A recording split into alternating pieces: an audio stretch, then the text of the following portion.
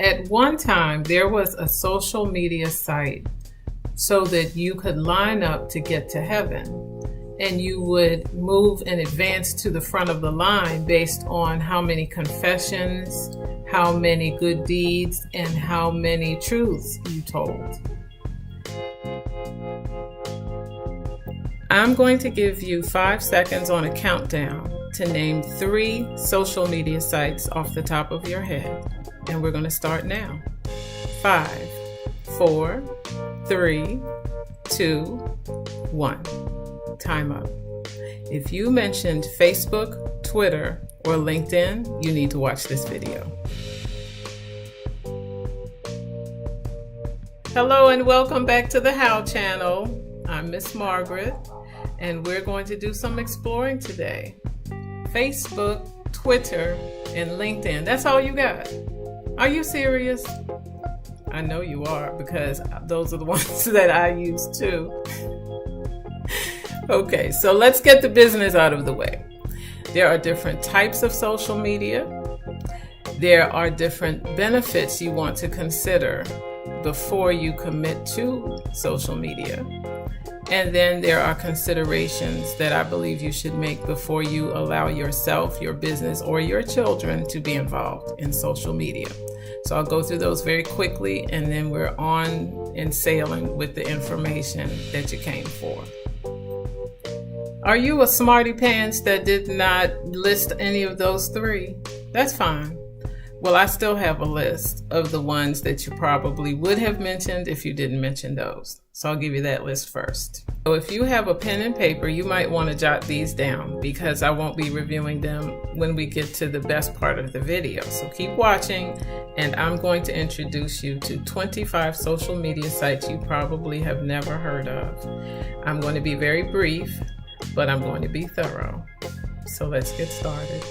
There are many types of social media networks, and I narrowed my list down to 8. The first one is social networks, and that would include sites like Facebook, Twitter, and LinkedIn. The second is media sharing networks like Instagram, Snapchat, and YouTube.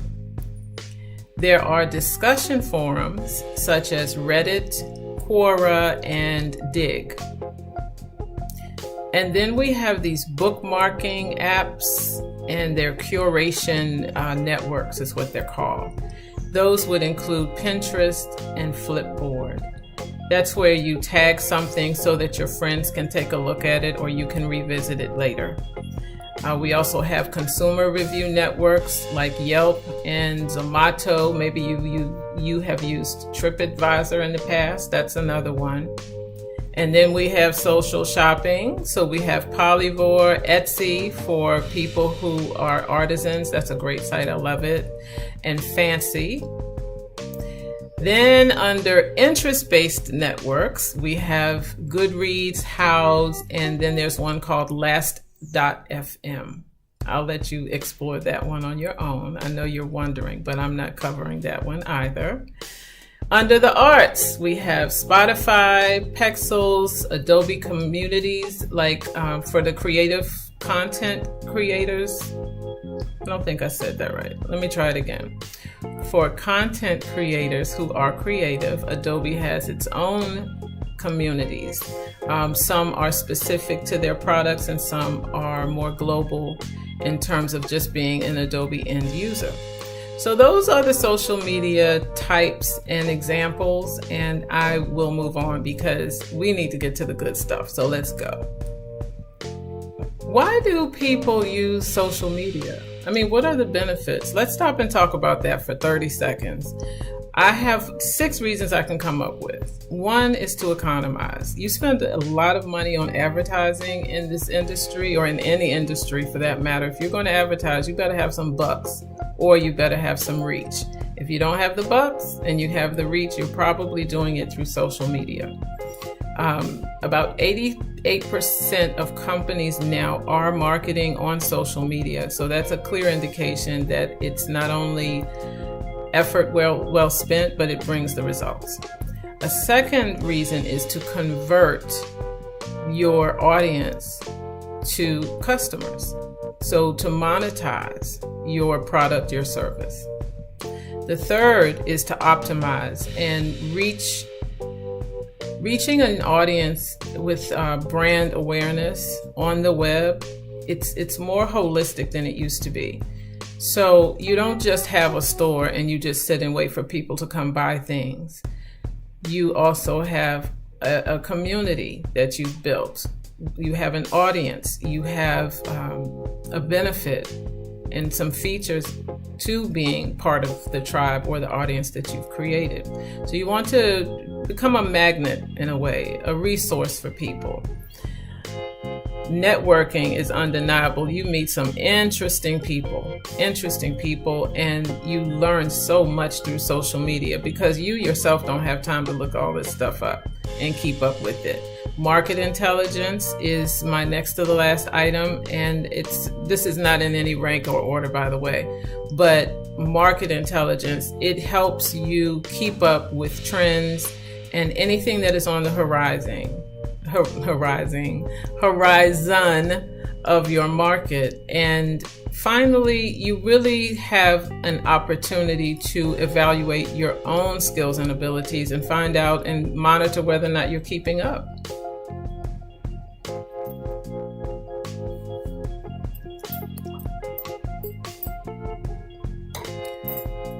When you consider a social media network for yourself or for your children, please take the time to look at cost. Some of them are not free.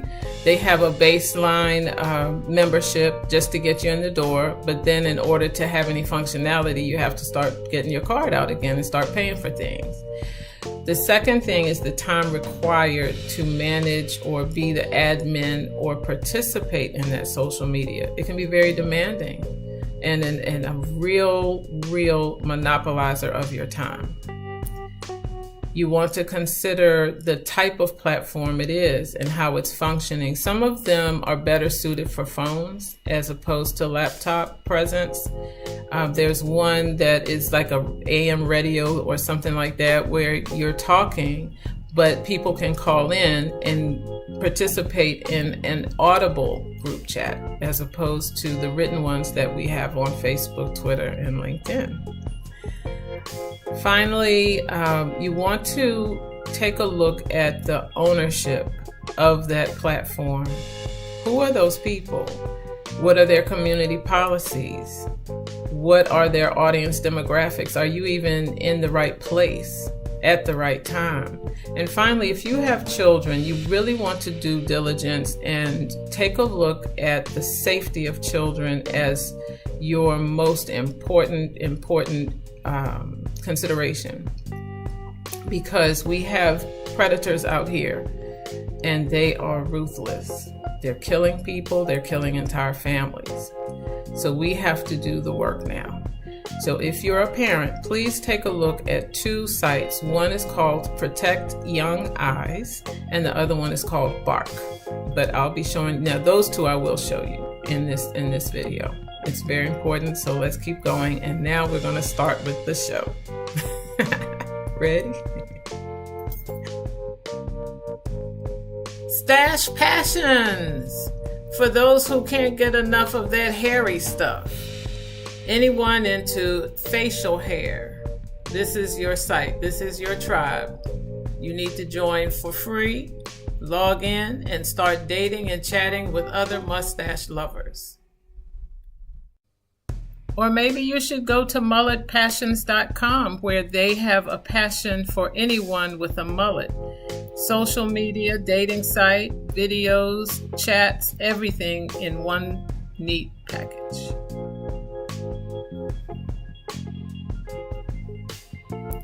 Patreon is a site that is really fueled by patrons. Think of patrons for the arts, like they had in Renaissance times, except now it's gone digital. So if you're a creator of any sort, this is where you would upload your content to your patrons. And you have tiered membership, and in the tiers of membership, you get different benefits, and those are all set by the creator. Great site, and yes, We are on it now, and in fact, I'm going to show you where we are. As you can see, the page is set up on Patreon, and there are 4 levels of membership. Now, I have not completed all of my membership levels and made all of those business decisions, but what I have done is upload a couple of videos just to give people a taste of who I am and what I'm offering. From patreon.com to myfreeimplants.com. Yes, you can find a patron to pay for your body augmentation or body modification surgery, from breasts to Brazilian butt lift to getting your teeth fixed. And all of this done through patronage. They have featured some members here. Looks like Sahara has raised $340 of the $9,500 she needs. I don't know. Kitty Jaguar, I guess that photo got him going. Untappd.com without an E. Untappd is for people who are really into beer, and I mean seriously into it. They are looking for a certain beer, a certain brewery, or a certain venue, complete with GPS. These people really love their beer. So if you like the suds, then the suds are liking you right back at untappd.com. If you looked at this landing page and the only thing you thought is that this was for children, I have news for you. This is a huge platform called discord.com. Discord is a place where you participate in anything gaming. This is the it place to hang out if you're into gaming. I'm about to get into gaming as soon as I can get my hands on that new Xbox, or what is it, Xbox 2009? What number are we on now? Anyway, I want one of those. Please, Santa.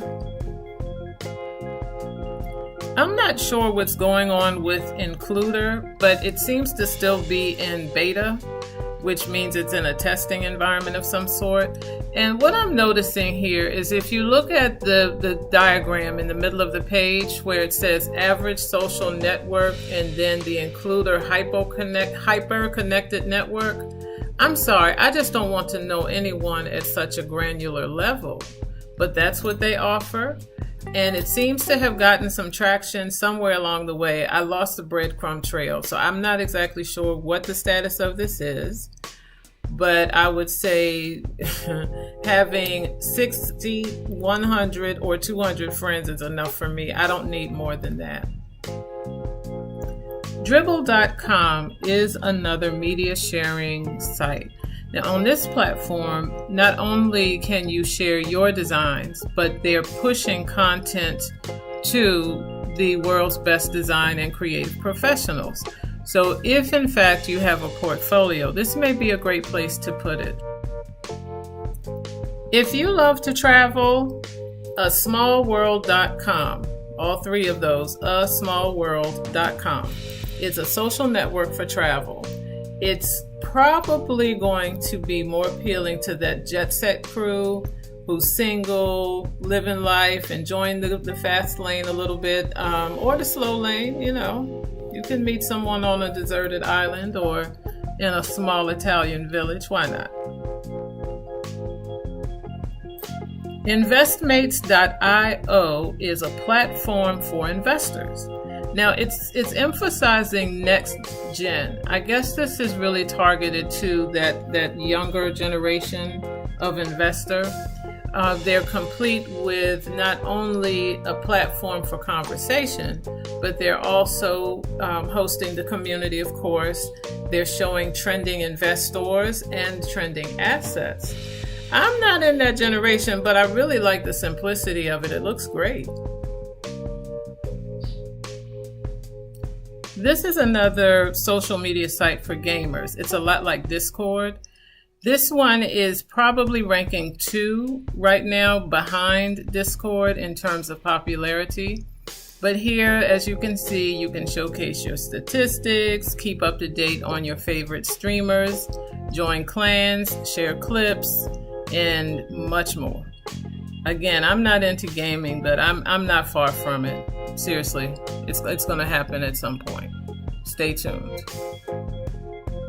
Despite Meetup being around for 20 years, I'm surprised to find how many people have never heard of this platform. So this is where you meet people, you get to know people, you go to social events that you otherwise may not have gotten an invitation to. But you can join interest groups. It's really quite flexible if you want to start a group. I'm not a member. I don't participate in this, but I hear from people who do that they really love it. Your future awaits in the world's most exclusive digital country club. Well, this takes it to a whole new level now, doesn't it? So here you have to apply and be approved based on your credit worthiness to be among like-minded, accomplished individuals in art, technology, travel, and Bitcoin. My goodness, that's a lot of promise for such a cheesy little website here. I'm just saying. It says the thousands of active Affluence users include the founder at VinCompass, MySuccess.com, and some champion at the Green Bay Packers. If you're into goth, then this is a mix of a social media site and a retail marketing site. So I'm not really sure. I'm not into this and I'm not going any further with it. But I will say that if this is your tribe and this is how you get down, then VampireFreaks.com is definitely for you. DiasporaFoundation.org is based on 3 key philosophies: decentralization, freedom, and privacy. So basically you join according to a pod that suits you. And you have more control over the size of your tribe, basically. And you can join the conversation according to your interests. They're using hashtags here. You can also host your own pod, which is pretty cool. REM Cloud is on Twitter, and they have 16,900 followers there. Basically, they're functioning as a social media platform within a social media platform on Twitter. They post their dreams and share their thoughts about what the dream may be about or help others diagnose their dreams. Letterboxd.com, another one of those spelled without an E. This is where you talk about and share the films that you want to see, the ones that you've seen that are good. It's really a very focused conversation on the entertainment industry and the big screen in particular. It seems to be free when you start out. I don't know if they have tiers once you're inside. But yes, here it is, GoPro, there it is right in the middle as I'm scrolling. So there are different films that get reviewed here. I don't like Rotten Tomatoes, so if they have a free version of this, I may be interested myself. MightyNetworks.com. This is a lot like Patreon. I would have to pull a chart to see what the differences are between them. But to find out, but they're both based on tiers, right? But I want to find out what is it that is so attractive to TED, Yoga with Adriene, Lifebook Fortune, and all these other content creators, entrepreneurs, to go to Mighty Network as opposed to Patreon. So this is when we have to do more homework and more digging. But it looks like they're trying to really, really push the individuality of brand. I don't know that Patreon is as independent, but they have tiers as well in terms of your participation as a content creator and a patron receiver. So this is really quite a complex workflow they have going on. I'd have to delve into this much more deeply and spend a lot more time before I could really evaluate if this is a great opportunity for a small business, medium, or large enterprise. FetLife.com is a social network for the kinky community. This is not for everyone. It is certainly not for children or anyone underaged. There is something for everyone, as they say here, a community for everyone. They're right. Once you get inside, you're going to discover anything and everything from a fetish to a passing fancy. AccessibleSocial.com is a site, it's a resource hub and a social site for marketers, communication professionals, content creators, anyone who wants to learn how to make their social media accessible for people with disabilities. What you get here is advice and information and resources to get you started on how to make changes and how to make content that is accessible to all. On the softer side, you may find that you have a hobby and there is in fact a social media community for you to join. One is Ravelry, and this one is for people who crochet and knit by hand, of course. None of those 1970s knitting machines, thank you very much. This social media site will also feature patterns, lookbooks, project notebooks, offer books, magazines, and sites. I mean, this is really quite a community they've built up. Where to buy yarn. They just really have it all here. I know a couple of people that enjoy knitting and crocheting, and I am definitely going to get this information to them today. I had mentioned a couple of social media watchdog sites before for children. There are also watchdog sites for social media for the LGBTQ community, specifically Facebook, Instagram, Twitter, YouTube, and TikTok. GLAAD has its own social media safety index, and you can look this up online. It is part of the Google environment. I will put a link to this, if nothing else, in the description. I think that our LGBTQ community is having a hell of a time right now. So this, to me, is a step in the right direction. I had mentioned sites earlier to protect young people in the digital world and the digital environments, especially in the social media space.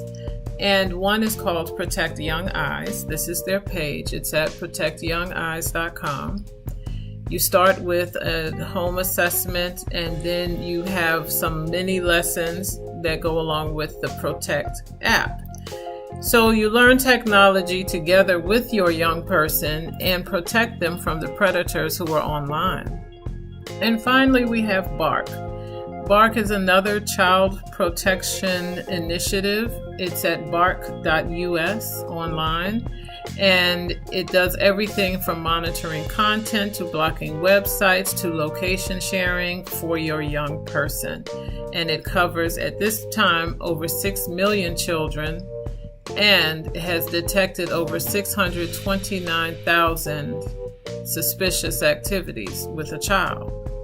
They have a free trial period for 30 different social networks, and a full explanation as to what can or cannot be viewed on your young person's phone based on alerts.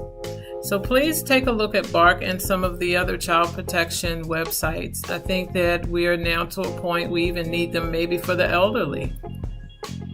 So which social media website are you going to join other than Facebook, Twitter, and LinkedIn? I'm sure there's something out there for you. I saw a couple just a few minutes ago that I'm going to go back and check now that I'm finished with this video. So I'll see you later. I'll see you next time. Like this video if you saw something that you needed to know, and subscribe if you want to know more as we continue our journey on the How channel. Thanks for being with me today, and I'll talk to you again soon. Bye.